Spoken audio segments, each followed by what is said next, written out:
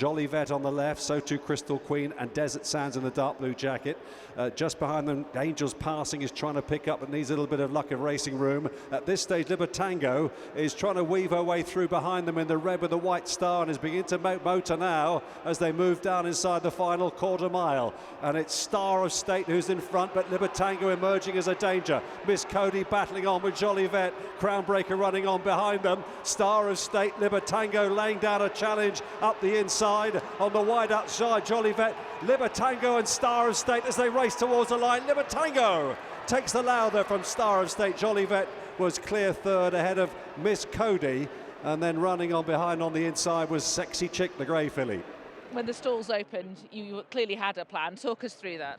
Yeah, I was disappointed this morning when there was the two non-runners and there were fancied runners drawn near me. I thought at Dex that they were going to be the ones to drag me into the race, but they were withdrawn this morning, so I had to go to a different plan. Joseph's filly I thought would stay the trip well, and I thought they'd be pretty positive with her, and I got it wrong with her at Newmarket. She's a filly that enjoys having a target for as long as possible, and I was keen to have something take me into the furlong pole, and then she put the race to bed well.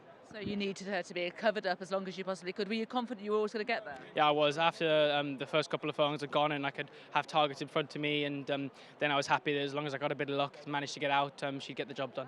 And is this a filly that you feel has improved since we saw her in the Duchess of Cambridge? I think so. Obviously, Ascot to Newmarket's a pretty quick backup, and she'd been a breezer. She'd had a hard prep into there, straight to winning a novice to Ascot. She had a little bit of time after Newmarket, and I think that's done her no harm to just really sort of relax and strengthen up, and she's put up a career best today. So what do you think you might do with this filly now? I think the Cheveley Park is the natural step. I've long thought that she's a sprinter, and she didn't get entries in races like the Fillies Mile and that sort of thing, and it's all speed really for her. So Cheveley Park and possibly on to America for the Breeders' Cup. Fantastic. And what were your reflections on the Duchess of Cambridge? Because that was obviously she was beaten by a really good filly. What did you learn from that? I think we learned that she had an easy time after Ascot, and I was delighted with her going into it, but I was happier this morning with her, seeing her. I think she's matured. Giving her an easy 4 or 5 days, she almost shot up behind. She grew and changed, and having this sort of 6-week window, we allowed her to really furnish, and I think we're starting to see more the finished article now. So I think Billy, if he had his time again, would have found a bit more trouble almost. You know, she loved that at Ascot, she loved that here, and I think that's probably what will suit her so beautifully out in America. You know, she'd wing around the bend and try and be produced as late as possible. And do you think this is a filly who can stretch out for the Guineas next year? I think naturally you have to train a horse for a race like the Guineas. I think the Commonwealth Cup it's slightly split opinions as to whether it was a good idea or not, but I think for an owner's perspective, like Mr. Archie, who wants to breed for this filly, you always have that option to come back, and Carl Burt did it very successfully this year with Venetian Sun, and she'll be trained for something like that, but my suspicion is that we might get to the trials and she looks very fast and she could go sort of pavilion route and then to the Commonwealth Cup. But I'd be favouring that at the moment, but all cards are on the table really.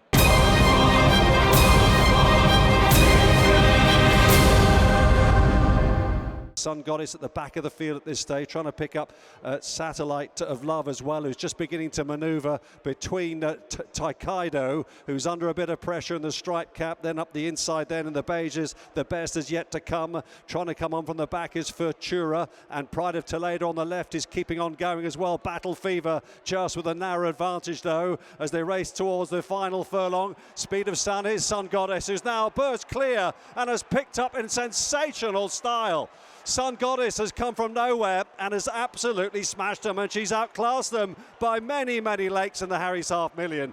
Second, though, goes to Battle Fever, and it was tight for the minor placings running on behind them. Pride of Toledo with Speed of Sounds. That was pretty impressive. Yeah, she's obviously a very good filly. We saw what she has done all the time, Lydia, every run, so we weren't sure about the soft ground. Obviously, she's by Soonish now of a Star Spangled Mare, so you're not sure until you run them on it. We weren't sure about 7 furlongs, and that's why we said we'd come here just in case she didn't get the trip in the Migler, but she's obviously a very good filly. Yeah, she was wheel spinning a little bit earlier, and obviously she got badly checked as well. Yeah, listen, you give her a chance early. That's the way you ride her, and they went very fast, you know. But that's the way we found that she was best ridden in Ascot. She just ended up getting there a little bit earlier than we wanted, you know. So no, she's very classy filly, obviously. Yeah, she's a classy filly. She's a Group 1 winner. She's just got a better time than the Group 2 Lowther, which preceded this race over the course and distance. Why didn't you run her in the Lowther? Why is she in this race? Well, this race is worth 500,000. You know, Connections need the money. No, listen, but listen, she was bought in the sales for this race, and she is a Group 1 winner, so it wasn't going to make any difference to her to go back to a Group 2, and obviously Derek and Michael are here, you know, and listen, it's a great initiative really, and it's a great initiative to make you go back and buy horses at that sale in Doncaster, you know. So no, sure, that's the long and short of it, and she was in good form. Is she likely to head towards America at the end of the year? The plan was that she might go to the Migler, and then obviously we have Alpha the weekend, so she could go to the Migler. And this filly could still go, but I think she's a made Cheveley Park filly, isn't she? And then she could go to the fillies in the Breeders' Cup if you wanted, because she's fast ground, no problem, long stride, looks like a mile, shouldn't be any problem to her. So she's obviously just very good, Lydia, yeah.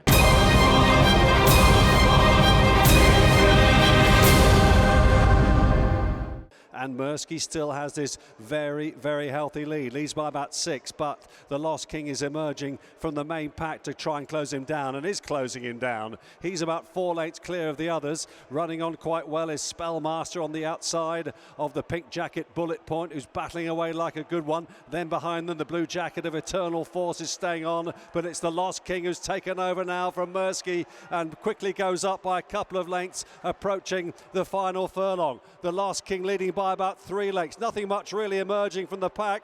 Bullet Point has now gone into second place. Spellmaster and Hawksbill running on, but the Lost King here is going to come home and win again at York, and goes on to win readily.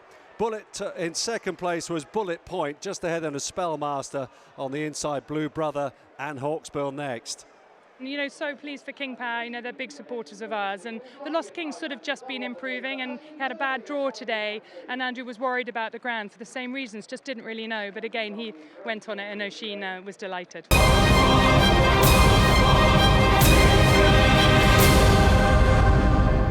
The rank outsider, Sugar Island, has been racing mostly flat out, is leading by a reduced margin, maybe 10, 12 lengths. Kalpana now emerges into second place, clear of the pack.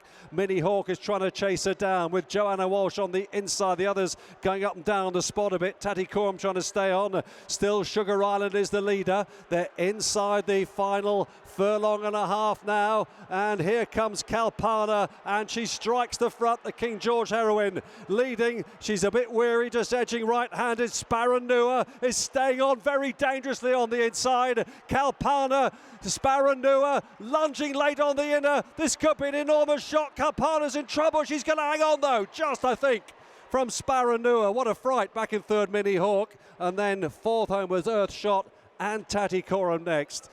Talk me through that whole thing, because that looked really complicated to me. Yeah, it felt like we went along nice and even, and obviously the pacemaker got a break on us. I probably didn't realise how far he got in front of us until we turned in and leveled up, and then nothing really beside me was going to bring me forward. And well, one thing she's very willing and will do what you ask her, and she chased him down well. I was trying to time it that you were getting there between the 2 and the 1, that you wouldn't have too much running left to do when you got there, and she got there relatively easy, and then kind of wandered a bit and waited for them to come, but I'd say the ground felt plenty slow for a filly that had such good form early doors on slow ground.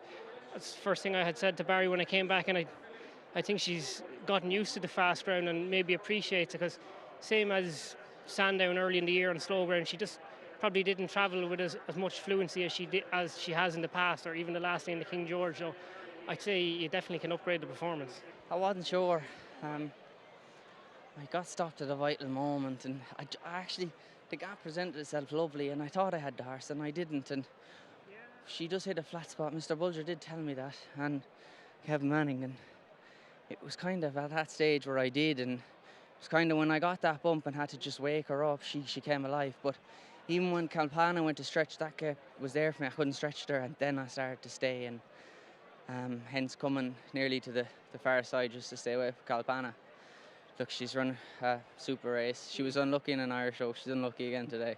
She will have her day in the sun. Hopefully it'll be with me on her, but no, I would have loved to have got one for Mr. Bulger. Been an idol of mine growing up, but not to be today.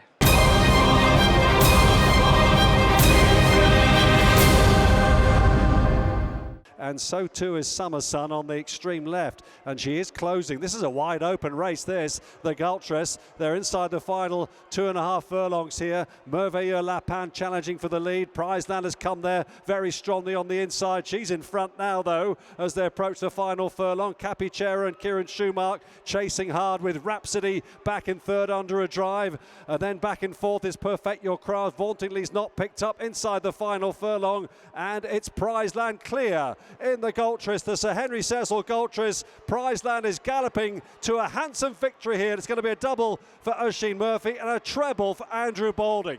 Tight with Rhapsody and Capicera for second and third. That goes to the judge, and they back and forth staying on with Summerson.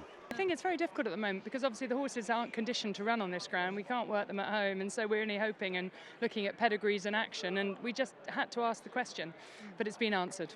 And she's a lovely filly. I've been following her all season. You know, she's really game, and she's assisted to your Derby Place tours through your mum. Exactly, and bought by Richard Brown for the Waiteses, who are old great friends of Ian and Emma, my in-laws. So and they're all here today, so we're absolutely delighted. What's the plan? Do you know where Andrew might go? I think, you know, he's had nice ideas for her, but we really needed to get this listed win under the belt, and I know he's got some ideas up his sleeve. Might she get a bit further? I think so. That's what Oisin said. So, you know, and I think physically, and she looks like she might. So maybe something like the Park Hill at Doncaster. Absolutely. Yeah, that's his job.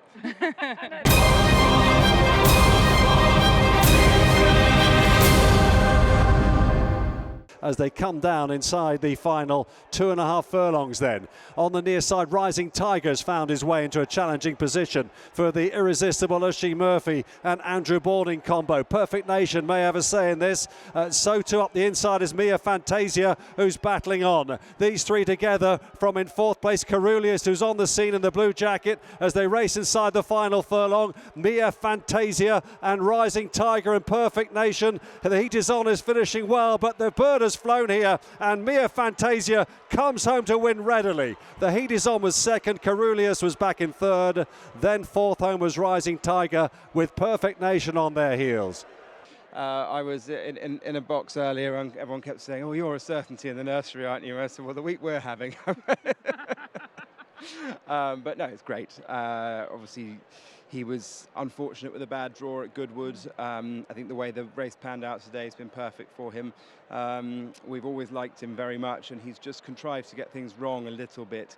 How he missed the break so badly on debut, I don't know.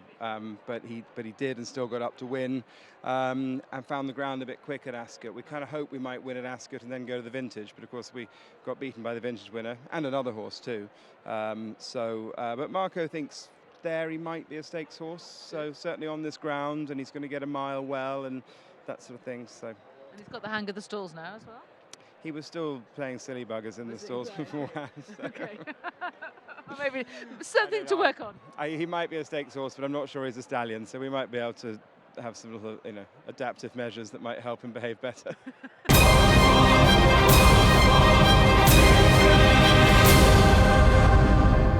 So too is Perfect Part, and Oolong Poobong starts to make up progress on the inside with stablemate Kiem. They're down towards the final furlong and a half here, and Just Call Me Angel is the one in front. Sorry, I should say Woohoo is the one in front. Can she hang on? But here comes Machadador in the hands of Oisin Murphy as they race down towards the final 150 yards or so. There's a bit of a challenge on the near side, Secret History, which is not going to get there, and this is going to be an amazing day for Andrew Boulding and Oisin Murphy. Machadador goes on to win. Woohoo's in a photo for second. Of course she is, with on the inside running well Oolong Poobong. Next came Kotai Bell together with Perfect Part. I think she's travelled really well. I think the draw has made a big difference today, and I think she was well drawn in 9. And it's been a great day for Sheen as well with the treble. Yeah, it's brilliant. You know, he's such a huge asset to the team, and you know, having Colin and O'Sheen, you couldn't wish for much more. And are you going to be adding to the tally over the next couple of days? Yeah, I hope so. You know, I think there's a bit more rain through tomorrow, I believe. So Don't say that, Annalise. I know. I hope I'm wrong. So who knows what the ground on Saturday might be quite sticky by then. I don't know. But look, we've got a big team here tomorrow and Saturday, so fingers crossed. I think, you know, if we get some soft ground, I think Marvel Man should have a big chance in the city of York. So. Charlie Bond was certainly talking him up yesterday when I spoke to him. Okay, yeah. We've been waiting for the rain, so. Okay, well, fingers crossed on your behalf then. And I hope you do add to the tally. Well done. Thanks so much. Watch live racing now on racingtv.com.